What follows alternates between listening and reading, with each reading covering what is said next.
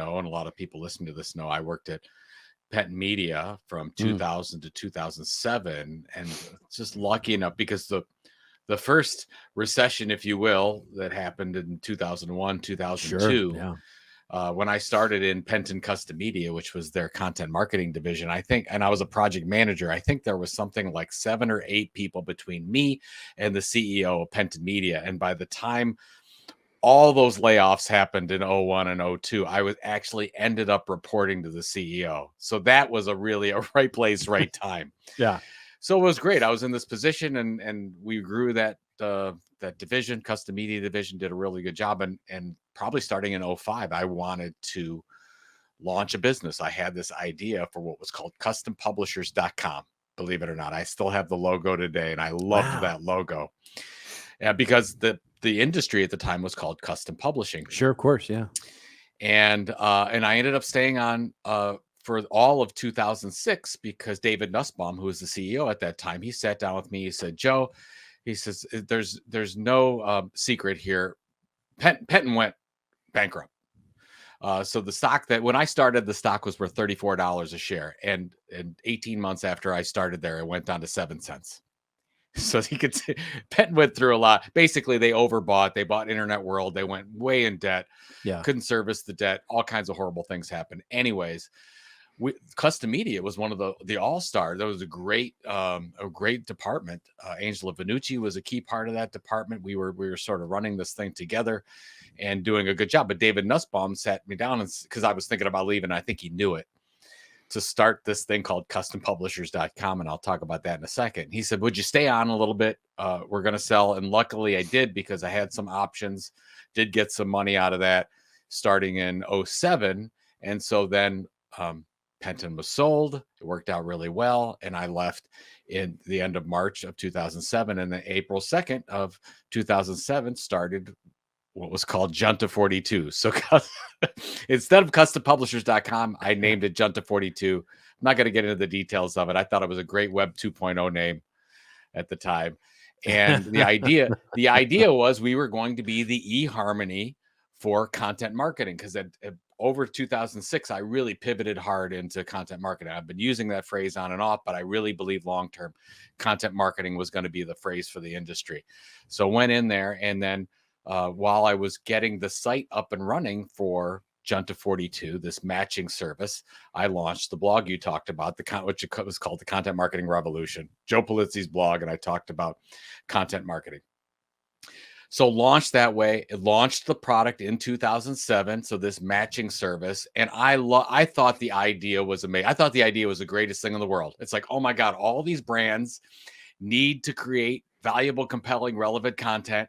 And there's all these agencies and content providers out there that have these services. We were going to be that middle layer that we're going to put these two together. I put everything into it. I sunk well over $100,000 plus. And we didn't have this kind of money. I was throwing everything we had at it, started maxing out credit card debt, whatever. So fast forward, we, built the product. Everything came together. Fast forward to 2009, because you were around for some of it, because we started to get these content marketing consulting things, even as Junta 42. And the problem is that Junta 42 financially didn't work at all. So I was offering a product in the form of this matching service to a bunch of people. So two things. First of all, most people didn't know what content marketing was. Duh, right? Like nobody knew what it was. It was still a new thing. And on the other side, we were targeting content marketing agencies to spend money with us for an annual agreement. Well, you know what agencies don't spend money on? Marketing. Right. So that was a horrible decision. So the horrible decision was, and I kept with it way too long, and I wish I would have pivoted sooner. And it got to September 2009 when I was going back to these agencies who were in the system, who were spending $5,000 a year in our system. And I was basically calling them up saying, hey, are you going to re-up?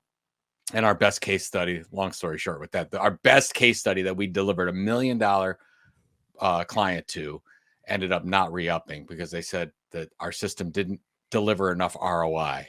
And I get off that call. I'm like, I delivered you $1 million project. Right. How much more ROI? And I remember I got off the phone. I went to the backyard, teared up a little bit. I'm like, I'm going to have to go find a job. Let's get my LinkedIn profile in shape. This thing is not working at all. I have completely failed.